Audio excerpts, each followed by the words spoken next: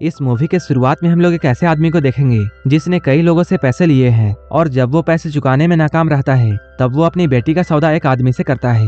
लड़की के बाप ने उसे जिस आदमी के पास बेचा था वो आदमी जबरदस्ती इस लड़की को अपने बेड तक लेकर जाता है। इसके बाद वो उसे कपड़े उतारने के लिए कहता है और उसके जिस्म में शहद लगा देता है। वो लड़की बहुत रोती है और इसके बाद क्या होता है ये हम आगे इस वीडियो में जानेंगे। तो चलिए इस मूवी को शुरू करते हैं। मूवी के स्टार्टिंग में हम लोग योंग नाम के एक आदमी को देखते हैं। वो अपनी बेटी सेलिना को कहीं जबरदस्ती ले जा रहा था। रास्ते में जाते हुए योंग अपने दोस्तों से मिलता है। इनकी बातों से हमें यह पता चलता है योंग ने कई लोगों से उधार ले रखा है। योंग के दोस्त जब उससे पैसे मांगते हैं तब योंग उन लोगों से ये कहता है मैं तुम्हारे पैसे आज ही लौटा दूंगा। इसके बाद योंग सेलिना को लेकर एक घर में पहुंच जाता है।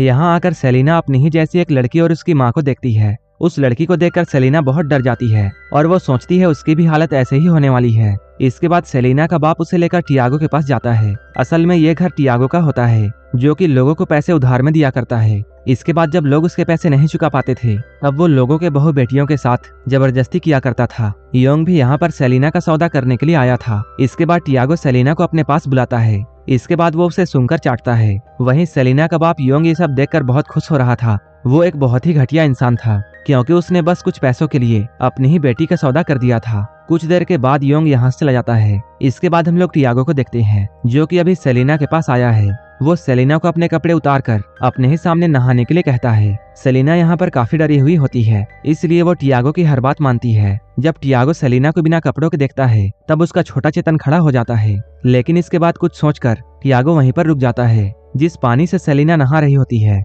वो पानी नीचे एक नौकर के ऊपर गिर रहा था जिसका नाम डोंग था। हम लोग ये देखते हैं डोंग की दोनों आंखें खराब हैं, इसलिए उसके माँ बाप ने उसे टियागो को बेच दिया था। इधर योंग अपने दोस्तों के साथ बैठकर शराब पी रहा था क्योंकि वो अपनी बेटी का सौदा करके बहुत खुश था। इधर हम लोग टियागो को फिर से देखते हैं जो कि सेलिना को अपने पास आने का इशारा करता है, लेकिन सेलिना उसकी बातों को नहीं मानती है। इसके बाद वो सेलिना के पास जाकर जबरदस्ती उसे अपने बिस्तर तक लाता है। वो बगल में रखे हुए शहद को उठाता है और वो सेलिना के जिस्म में लगा देता है और इसके बाद वो सारे शहद को चाट चाट कर खाता है। सेलिना उसे रोकने की कोशिश करती है लेकिन वो उसे नहीं रोक पाती है। इसके बाद टियागो उसके साथ भयंकर घपाघप करता है। टियागो के ऐसा करने की वजह से सेलिना को काफी दर्द होता है क्योंकि ये सेलिना का फर्स्ट टाइम था। अपनी प्यास बुझाने के बाद टियागो वहीं पर सो जाता है। कुछ देर के बाद सेलिना वहां से भागकर अपने पिता के पास जाती है, लेकिन योंग सेलिना को घर से बाहर निकालकर दरवाजा बंद कर देता है। ये देखकर सेलिना रोने लगती है और वो ये बात समझ जाती है कि अब उसका इस दुनिया में कोई भी नहीं है क्योंकि उसका अपना बाप एक घटिया इंसान है।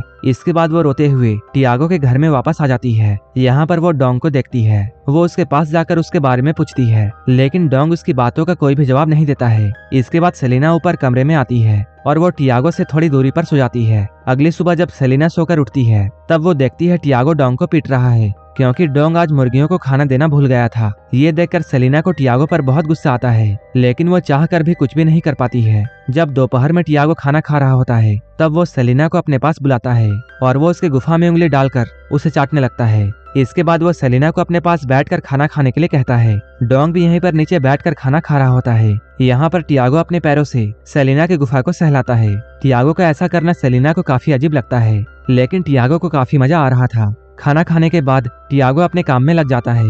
वो लोगों से लिए हुए सोने को पिघलाकर बिस्किट बनाता है क्योंकि उसने लोगों को बेवकूफ बनाकर बहुत सारा सोना इकट्ठा कर लिया था। वहीं दूसरी ओर हम लोग सेलिना और डोंग को देखते हैं। वो दोनों टियागो के खेत में काम कर रहे थे। यहाँ पर डोंग सेलिना को यह बताता है, मैं टियागो का बेटा नहीं हूँ, बल्कि मेरे माँ बाप ने भी कुछ पैसों के लिए मुझे यहाँ बेच दिया था। अगले दिन हम लोग मिरांडा नाम की एक लेडी को देखते हैं जो कि टियागो से मिलने के लिए आई है। वो टियागो को अपने सोने का चैन बेचती है, लेकिन चैन के बदले में टियागो उसे काफी कम पैसे देता है। इतने पैसे मिरांडा के लिए काफी नहीं थे, इसलिए वो अपनी छोटी बेटी का सौदा टियागो से कर लेती है। वहीं सेलिना नीचे खड़ी होकर उनकी सारी बातों को सुनती है। ये सुनकर सेलिना सब कुछ समझ जाती है। वो सोचती है अगर उसने टियागो की बात नहीं मानी तब उसकी हालत भी डोंग की जैसी हो जाएगी और टियागो उसकी जगह किसी और लड़की को रख लेगा। ये सब सोचने के बाद सेलिना टियागो के पास में जाती है और वो उसके साथ मिलकर नहाने लगती है। नहाते हुए ये लोग फिर से इंटीमेट होते हैं। सेलिना के ऐसा करने से टियागो बहुत खुश हो जाता है। इसके बाद वो सेलिना को अपने गोद में बैठाकर उसे घोड़े की सवारी करवाता है। शाम के वक्त ये दोनों खेतों में घूमने के लिए जाते हैं। यहाँ टियागो सेलिना से ये कहता है, पैसा ही सब कुछ होता है, अगर हमारे पास पैसा होता है तब हम लोग कुछ भी कर सकते हैं। लेकिन टियागो के बातों से सेलिना को ये एहसास होता है इतने पैसे होने के बाद भी टियागो खुश नहीं है, लेकिन सेलिना अब टियागो को खुश करना चाहती थी, इसलिए वो उसके करीब जाकर उसकी अच्छे से चूसती है। इसके बाद ये दोनों खेत में ही घपाघप करते हैं। जब ये लोग रात में घर में होते हैं तब सेलिना उसे पीने के लिए दूध देती है। सेलिना उसकी बहुत सेवा कर रही थी, जिसे देखकर टियागो बहुत खुश था। इसके बाद वो सेलिना से खुश होकर उसे एक सोने का चैन गिफ्ट करता है। इस गिफ्ट को पाकर सेलिना बहुत खुश होती है। अगले ही दिन सेलिना और टियागो मार्केट में जाते हैं। मार्केट से वापस आते हुए इन लोगों को रास्ते में सेलिना का बाप मिलता है। यहीं पर सेलिना एक लेडी से मिलती है जो कि उसे टियागो के हरकत के बारे में बताती है। लेकिन सेलिना ये बात अच्छी तरह जानती थी कि अगर उसे सही सलामत रहना है तब उसे टियागो के साथ अच्छे से रहना होगा।